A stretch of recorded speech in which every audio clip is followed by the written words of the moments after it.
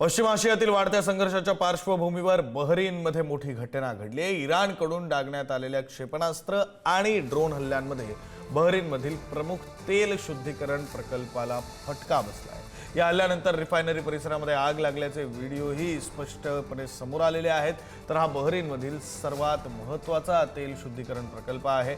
देशातील जवळपास सर्वच कच्चं तेल इथं कच्च्या तेलावर तिथं प्रक्रिया केली जाते आणि त्यामुळे या प्रकल्पावर झालेला हल्ला केवळ स्थानिक नाही तर जागतिक ऊर्जा बाजारासाठीही महत्त्वाचा मानला जातोय। या रिफायनरीपासून सुमारे 12 किलोमीटर अंतरावर अमेरिकेच्या 5th फ्लीटचं मुख्यालय आहे। हे कार्यालय युनायटेड नेव्हीच्या पर्शियन आखात, रेड समुद्र, अरबी समुद्र आणि हिंद महासागरातील कारवायांसाठी वापरले जातं। त्यामुळे या भागातील कोणताही हल्ला अमेरिकेच्या लष्करासाठी मोठा धडा समजला जातो।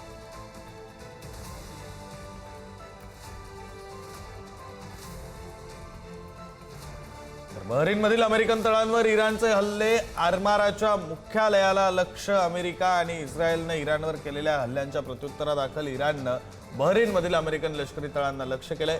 इराणच्या रिव्होल्युशनरी गार्ड्सनं असा दावा केला आहे की त्यांनी ऑपरेशन ऑनेस्ट प्रॉमिस 4 अंतर्गत बहरीनमधील अमेरिकन नौदलाच्या 5व्या आरमाराचे मुख्यालय आणि शेख इसा हवाई तळावर भीषण क्षेपणास्त्र आणि ड्रोन हल्ले केलेले आहेत। तेहरानमधील आझादी स्टेडियम जवळ भीषण स्फोट झालेला आहे। अमेरिका आणि इस्रायलकडून प्रसिद्ध आझादी स्टेडियमला लक्ष्य करण्यात आलं। लागोपाठ झालेल्या अनेक शक्तिशाली हल्ल्यांमुळे परिसरातील इमारतींना धक्के बसले। इराणच्या सुरक्षा दलाकडून स्टेडियम परिसरामध्ये नाकाबंदी करण्यात आली।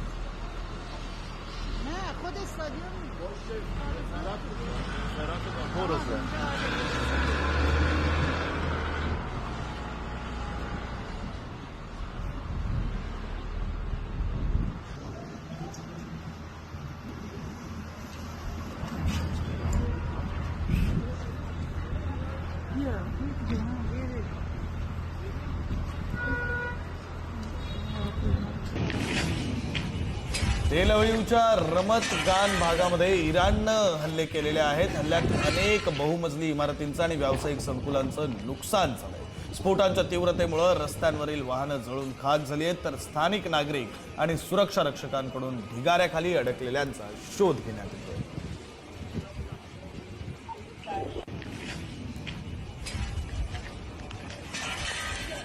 आणि इस्रायलच्या इशाऱ्यानंतर बैरूतमध्ये गोंधळ निर्माण झालेला आहे। तर बैरूतमधील उपनगर रिकामी करण्यासाठी नागरिकांची धावपळ सुरू आहे। हिजबुल्लाच्या ठिकाणांवर हवाई हल्ल्याचा इशारा देण्यात आला। नागरिकांमध्ये भीतीचं वातावरण आहे। इस्रायलच्या लष्करानं दक्षिण बैरूतच्या 4 मोठ्या उपनगरांना रिकाम करण्याचा इशारा दिल्यानंतर लेबनॉनची राजधानी बैरूतच्या रस्त्यांवर हजारो नागरिक जीव वाचवण्यासाठी मिळेल त्या वाहनानं आणि साहित्यासह घराबाहेर पडलेत।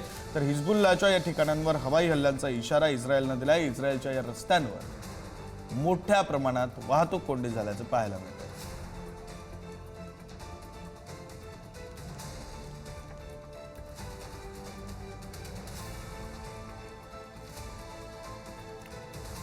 मोठी बातमी, अमेरिकेनं आता भारताला 30 दिवसांसाठी रशियाकडून तेल खरेदी करण्याचं स्वातंत्र्य अमेरिकेनं दिलंय। रशियाकडून तेल खरेदीसाठी अमेरिकेनं भारतावर 25% शुल्क लावलं होतं। आता इराण युद्धामुळे अमेरिकेनं भारताला 30 दिवसांसाठी रशियाकडून तेल खरेदी करण्याची सूट दिली आहे, स्वातंत्र्य दिलंय। त्यामुळे पेट्रोल आणि डिझेलच्या दरांवर नियंत्रण ठेवण्यास मदत होणार आहे।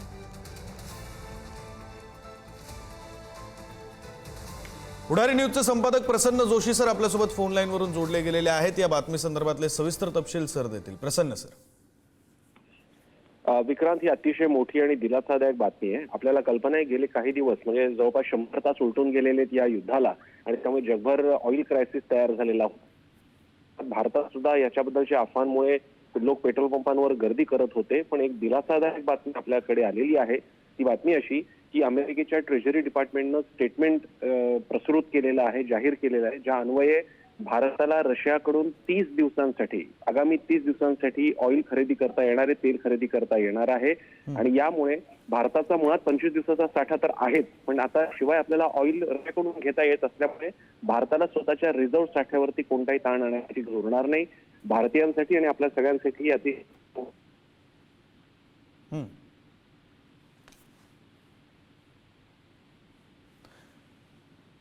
अगदी खरं आहे प्रसन्न सर, तुम्ही म्हणताय त्याप्रमाणे भारतासाठी ही आनंदाची बाब आहे.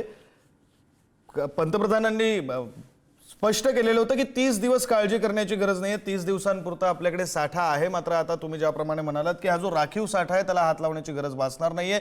रशियाकडून आता आपल्याला तेल खरेदी करता येणार आहे.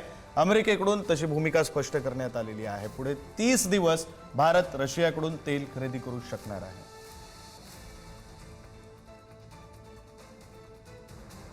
धन्यवाद प्रसन्न सर, तुम्ही दिलेल्या या सगळ्या सविस्तर तपशिलांसाठी.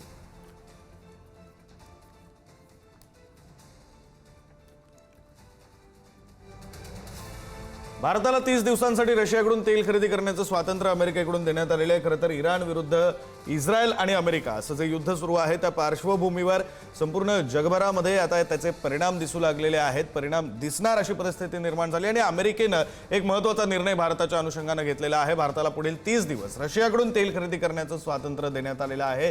भारताला पुढील 30 दिवसांसाठी रशियाकडून तेल खरेदी करता येणार आहे. या युद्धाच्या पार्श्वभूमीवर अमेरिकेनं भारताला हा सर्वात मोठा दिलासा दिलेला आहे. कारण सगळ्यात मोठा प्रश्न निर्माण झाला असतो तो ऊर्जा क्षेत्रामध्ये, तो या सगळ्या तेलाच्या अनुषंगानं जी कोणतीही क्षेत्र आहेत त्या सगळ्या क्षेत्रांमध्ये. खरं तर 30 दिवस पुरेल इतका कच्चा तेलाचा साठा भारताकडे आहे अशी भूमिका भारतानं मांडलेली होती. मात्र आता अमेरिकेनं दिलेल्या या निर्णयानंतर, अमेरिकेनं दिलेल्या या दिलासानंतर आता भारताला आपल्या राखीव साठ्याला हात लावण्याची गरज भासणार नाहीये. कारण रशियाकडून आता भारत तेल खरेदी करू शकणार आहे. अमेरिकेनं जो अधिकचा 25% टॅरिफचा मुद्दा घेतला होता तो आता पुढील 30 दिवसांसाठी अमेरिकेनं त्याला सूट दिलेली आहे.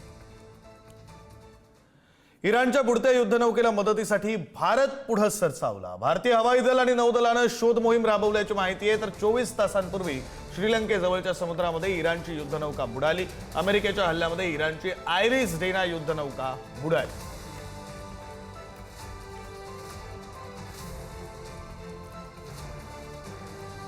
श्रीलंकेनं इराणच्या युद्धनौकेला त्रिंकोमाली बंदरामध्ये आसरा दिला. जहाजावरील प्रवाशांना आधी कोलंबोमध्ये हलवण्यात येईल आणि त्यानंतरच जहाज त्रिंकोमालीकडे रवाना होईल. श्रीलंकेनं केवळ कर्मचाऱ्यांचा स्वीकार केलाय, युद्धनौकेचा नाही असं दाखवण्याचा श्रीलंकेचा प्रयत्न आहे. या निर्णयाची श्रीलंकेला मोठी किंमत मोजावी लागू शकते. डोनाल्ड ट्रम्प यांचं रक्त सांडलंच पाहिजे अशी भूमिका इराणनं घेतली. अमेरिकेच्या हल्ल्यानंतर इराणकडून फतवा जारी करण्यात आलाय. इराणचे ग्रँड आयातुल्ला जावदी अमोलींकडून हा फतवा जारी करण्यात आलाय. अमेरिकेचे राष्ट्राध्यक्ष डोनाल्ड ट्रम्प यांना एक प्रकारे ही धमकी देण्यात आली आहे. ट्रम्प आणि इस्रायलींचं रक्त सांडणारच असा इशारा इराणनं दिलाय. आता काही अडचणी आल्या तरी इराणी लोकांना पुढे खूप बक्षिसं मिळतील असं फतव्यामध्ये म्हटलं गेलेलं आहे.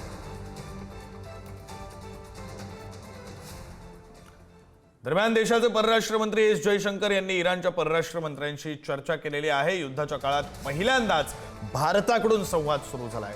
जयशंकर यांनी इराणी परराष्ट्र मंत्र्यांशी फोनवरून संवाद साधलेला आहे.